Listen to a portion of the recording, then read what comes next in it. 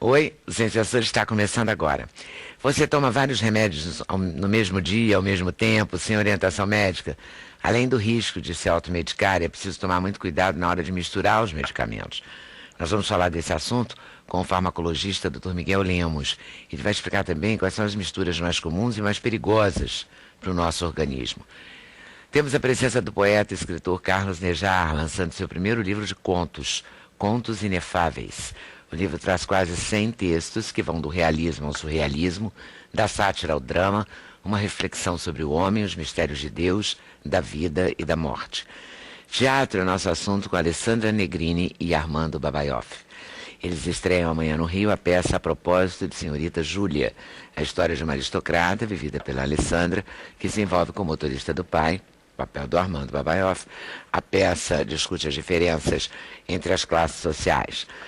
Vamos conversar com o músico Tico Santa Cruz. Ele vai falar do DVD Detonautas Rock Clube ao vivo, que registra a participação dos Detonautas no Rock in Rio no ano passado. O Tico está lançando também o livro Clube da Insônia, textos em que reflete sobre o medo e o inconformismo. Para a realização desse programa, contamos com a participação de vocês, nossos debatedores fixos, por telefone, por fax, por e-mail ou pelo Twitter.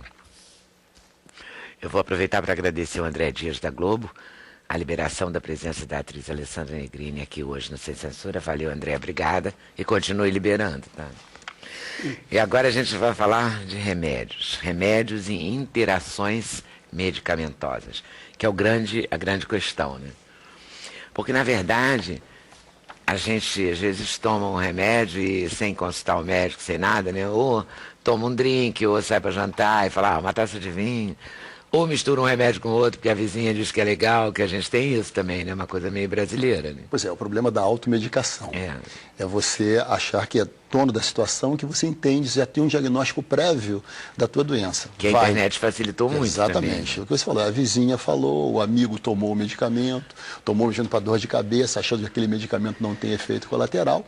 E toda vez que a gente fala sobre a interação medicamentosa, nós temos que imaginar a interação com medicamentos. Ou seja, não é só a interação de um medicamento com o medicamento, é a interação do medicamento com o alimento, a interação do medicamento com algumas doenças. Vou dar um exemplo, interação de um medicamento com alimento. Existem alimentos que praticamente inibem completamente a absorção de um medicamento. Um exemplo, tetraciclina. Quem usa um antibiótico, tetraciclina ou a doxiciclina, para tratamento, por exemplo, do acne, tratamento da espinha, né, como o leigo chama, e usa leite para tomar o medicamento. O medicamento dá um pouco de gastrite, dá um pouco de enjoo. Então o povo imagina, eu vou tomar com leite para tentar inibir o efeito gastrointestinal da tetraciclina. O leite inabilita completamente a tetraciclina. Ele acaba com o efeito? Acaba com o efeito totalmente. Outro exemplo comum, os famosos chás. A pessoa acha que está usando o chá como um calmante e toma lá o seu calmante. O chá, ele contém uma substância chamada ácido tânico, que é uma substância que ela reage com muitos dos calmantes que a gente usa naturalmente. Então a pessoa toma o chá, achando que vai acalmar, fala, mas agora traz o meu calmante. E toma o calmante. Qualquer chá? A maioria dos chás contém ácido tânico, é o famoso tanino. Acho que todo mundo já ouviu falar no tanino. Entendeu? Então o tanino é uma substância... Esse tanino tem alguma coisa de alimento. O que é mesmo? Vários alimentos contêm tanino. O chá contém uma das maiores concentrações, tá, de tanino que a gente possa vir a imaginar. Mas não tem uma fruta, um couve-flor, sei lá o que tem tanino? Tem. Se eu não me engano, a banana tem também, entendeu? E eu não me lembro, realmente eu confesso, eu não sei qual tem uma concentração elevada de tanino. Então o ácido tânico ele está ali presente. Mas nem sempre o alimento ele é maléfico para o medicamento. Alguns medicamentos, por exemplo, a pessoa cardiopata, que tem hipertensão arterial e que usa um beta-bloqueador denominado de propranolol, esse medicamento, propranolol, ele se beneficia com a alimentação. Você diminui um fenômeno que é complicado a gente explicar aqui na televisão, chamado de primeira passagem do medicamento. Então você tem um efeito muito mais duradouro do propranolol se você utilizar o propranolol junto com o alimento. Alguns antibióticos, a griseofulvina, por exemplo, se beneficia de comidas, alimentos gordurosos. Então nem sempre o alimento ele promove dano na absorção e na cinética do medicamento. Sem querer falar mal dos médicos, mas um pouco falando. Mas já falando. Eles não dizem isso, né? Eu recentemente, um médico me disse que se você sobretudo pra garotada, que vai pra balada e tal, e aí toma todas. Sei. Aí fica mal, passa mal, tem uma coisa gastrointestinal, então toma, sei lá, Imosec. Aí com álcool a interação é péssima. Péssimo. Pode ser quase fatal, até fatal. Não, difícil. Se Mas utilizar- pode.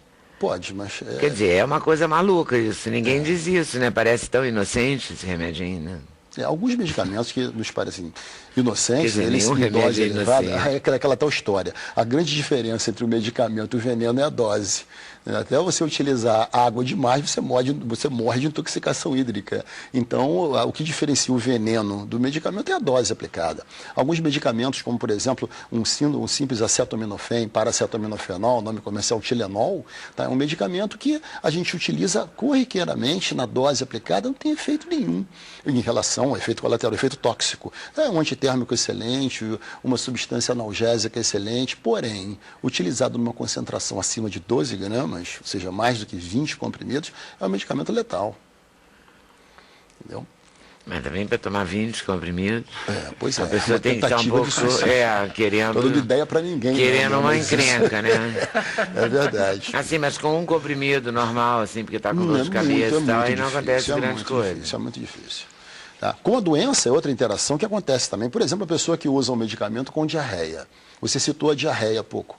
A diarreia, ela é decorrente de aumento do trânsito intestinal. Então, o indivíduo que utiliza um medicamento com o trânsito intestinal aumentado, esse medicamento não tem tempo de absorver pela mucosa, ele é eliminado quase in natura. In natura quer dizer, sem passar pela metabolização e sem exercer o seu efeito farmacológico desejado. Mas vamos traduzir isso um pouquinho. Por exemplo, vou traduzir. É a criança, por exemplo, que você colocou um supositório.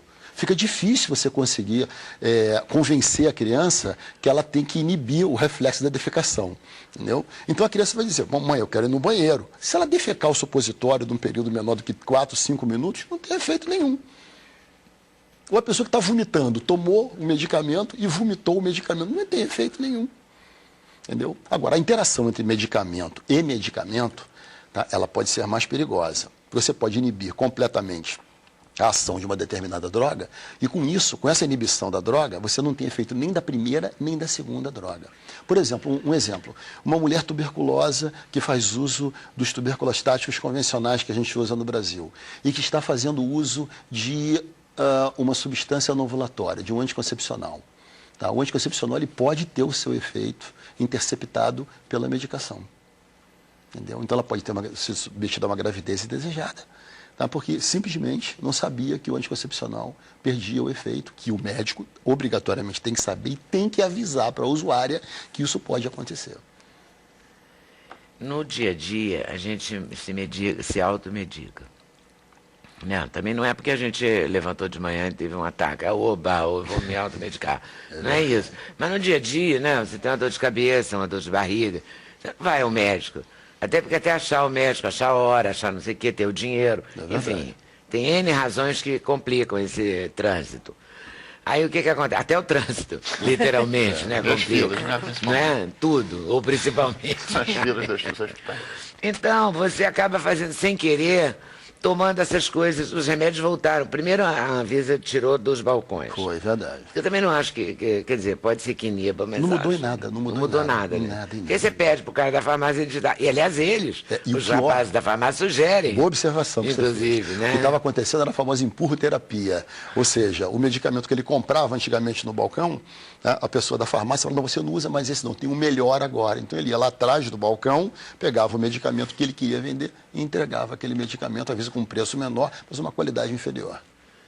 Pois é, então isso também facilita, não é? A internet também facilita, que toda pessoa que tem fica com algum tipo de doença, não faz isso? Todo mundo vai na internet ver Não, o o pior que é que é. quando você acha que está com uma doença, vai na internet e aí piora, porque E você começa a confirma, ver né? vários outros sintomas. Aí confirma essa É um doença. transtorno completo. É, mas Alguém às aqui vezes- toma remédio? Não. Nada? Realmente não. Eu tomo. Eu tento evitar, mas eu tomo pra dor de cabeça de vez em quando. Vou lá e É, a faço. gente, todo mundo toma. Claro. Nejar toma? Eu tomo todos os dias. Mas receitados pelo médico? Receitados, mas de certa forma, eu comecei o uso por indicação da minha mãe, que fazia uso. E aí depois, obviamente, tive que procurar um médico, porque não são remédios são remédios que precisam de receitas azuis, né? E a sua mãe estava certa? O médico manteve a medicação? Não, o médico manteve a medicação. Eu fiz alguns exames e tudo, mas todavia eu podia ter criado um transtorno maior. Eu já tive um problema sério com medicação por causa disso. Medicação legal, vendida na farmácia, são os remédios que induzem ao sono, né, os hipnóticos. E eu fiquei viciado e tive problemas muito sérios com esse tipo de medicação. E a mãe encrenca se livrar também, né? Não, é quase como, eu até compus uma música que chama Só Por Hoje, que é o lema dos narcóticos à noite, porque não deixa de ser um narcótico, né, e eu tinha dificuldade para dormir, eu tenho até hoje dificuldade para dormir, mas esses remédios eu cheguei, para poder me livrar, eu fiquei quase 5 dias sem ter mais do que 2 horas de sono completos. É uma loucura para a gente se livrar dessas coisas. Infelizmente, existe um número de pessoas muito maior do que nós pensamos, de indivíduos que são dependentes de medicamentos, indutores do sono, que nós chamamos. Nós chamamos o midazolam, vários nomes comerciais, aquele indivíduo que fala, eu tenho que tomar o meu medicamento para dormir, porque se eu não tomar, eu não consigo dormir. Tá? Esse indivíduo é um dependente físico e psíquico dessa droga. Até 30 anos atrás não existia benzodiazepínico no mercado. E como é que as pessoas dormiam? Então, a gente há de convir que a presença desses medicamentos, tá, ela, de certo modo, ela é interessante, porque se o indivíduo tem uma insônia, a insônia não dura 365 dias por ano, ela dura durante algum tempo. E esse tempo é um tempo limitado, onde o indivíduo tem que utilizar o medicamento. Durante esse tempo, ao mesmo tempo que o médico prescreveu, tá, ele tem que retirar esse medicamento, não é simplesmente deixar o indivíduo robotizado, dependente daquele medicamento, onde todo mês ele vai lá e diz, doutor, eu preciso daquela receitinha.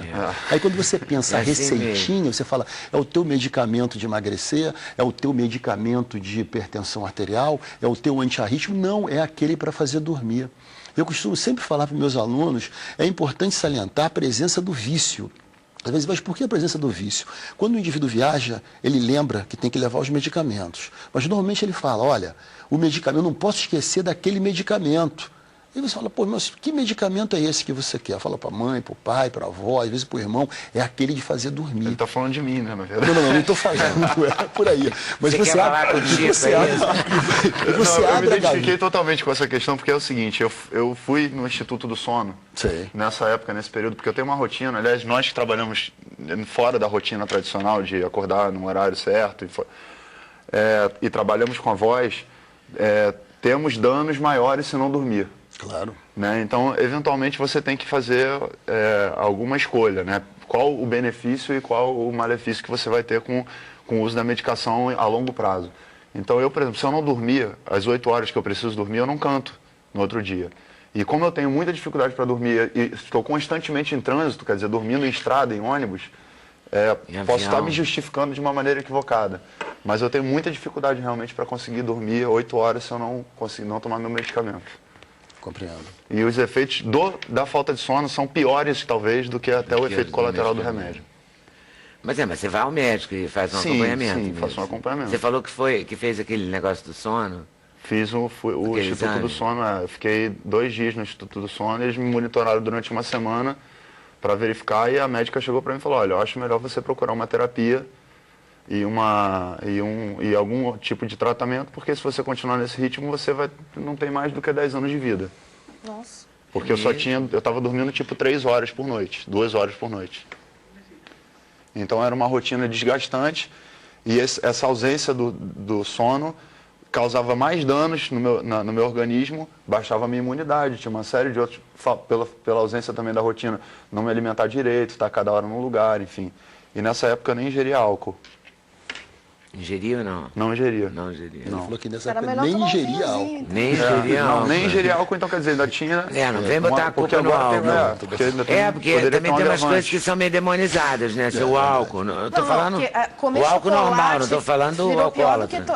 Comer chocolate é crime, sobremesa e doce, você vai no médico, corta. Tomar remédio você pode tomar à vontade. Agora, eu acho uma loucura, né? Que de repente um pobre chocolatezinho, mas o chocolate doce leva, virou um pecado. chocolate, o chocolate leva a dependência também. Isso que a Alessandra falou é uma coisa importante. O chocolate leva a dependência também.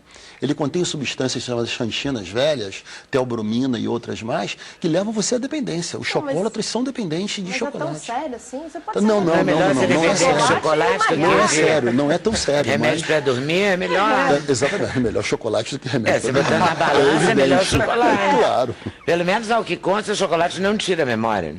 Não, o chocolate não E tem remédio para efeito. dormir sempre disseram que altera a memória. Tem muito trombeteiro do Apocalipse falando mal do chocolate, que o chocolate não existe esse malefício. O grande problema é quanto de chocolate você ingere por claro, dia. um quilo você Não, mas tem gente que vê aquela... tá linda.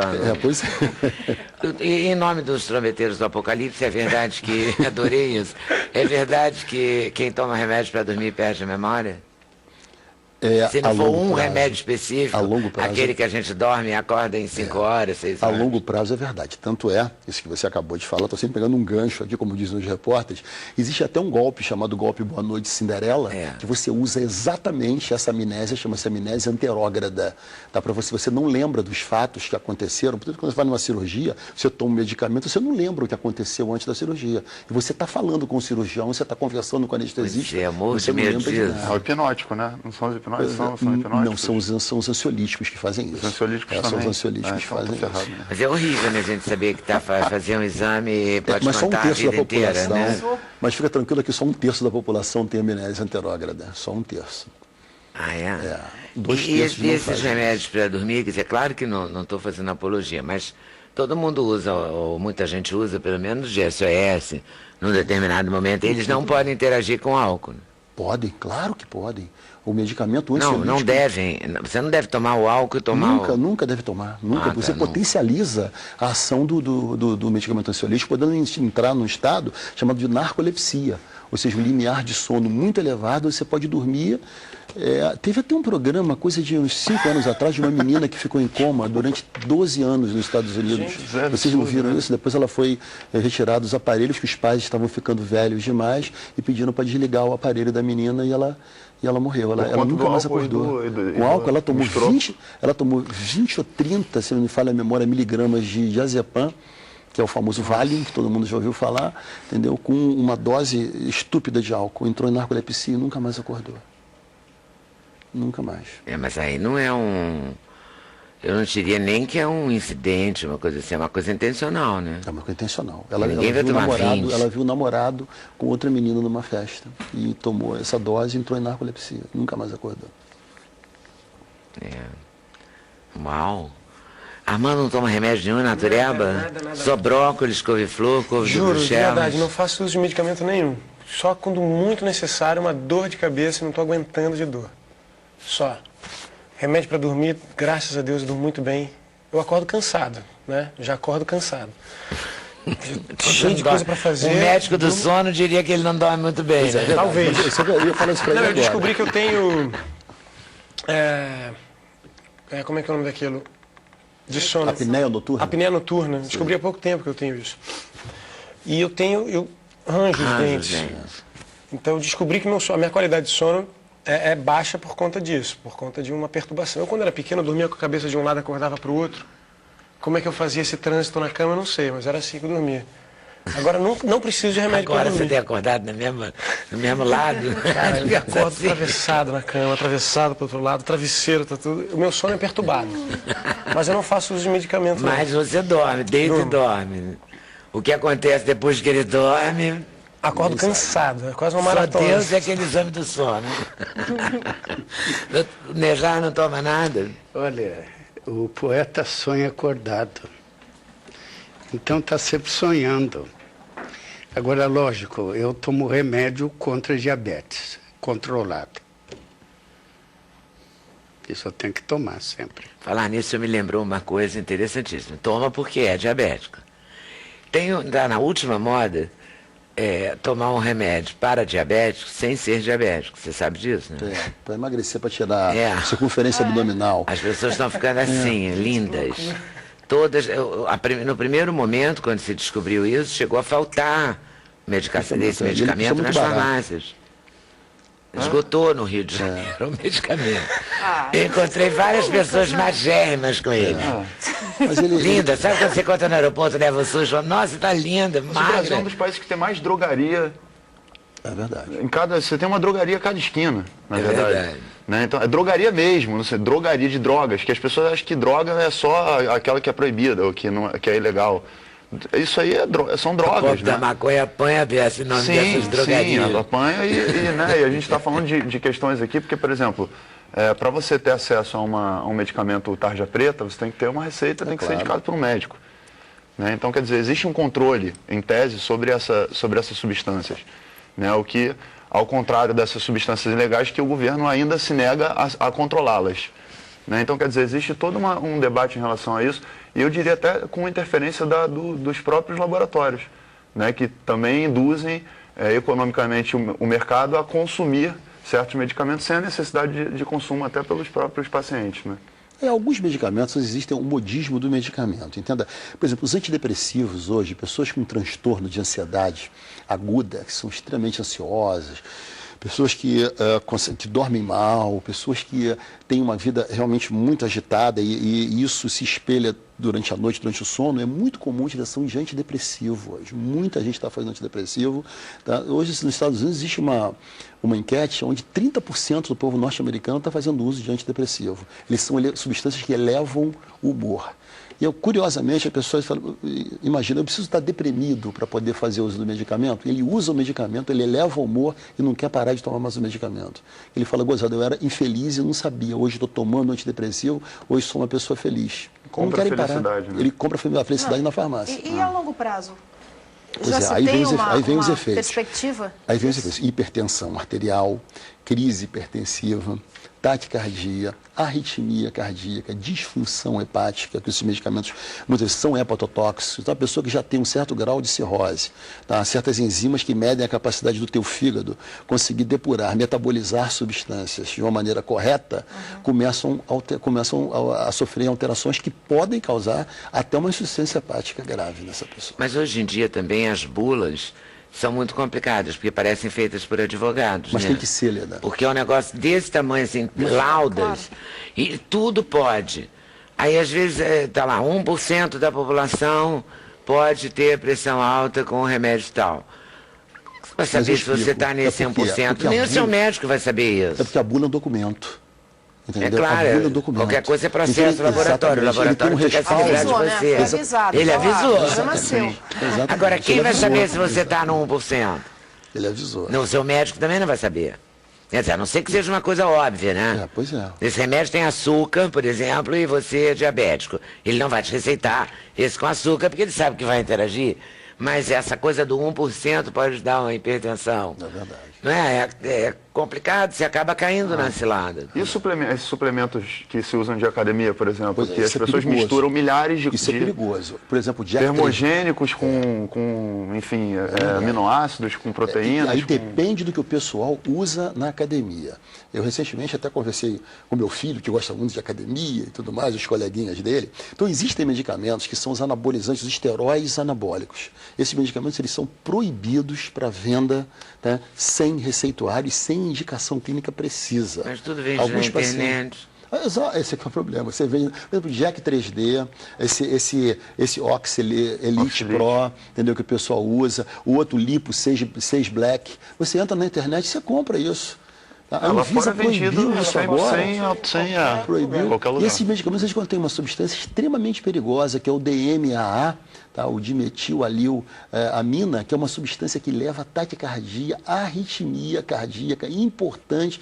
E lembra que a arritmia cardíaca é a maior causa de morte súbita que nós temos. Vários jogadores de futebol, quando morreram em campo de arritmia cardíaca. Está fazendo esteira e cai de repente. Muito bem, é isso aí. O desmaio, a lipotímia, é o primeiro sinal de que esse medicamento contém algum derivado de anfetamina. A anfetamina funciona exatamente igual à cocaína.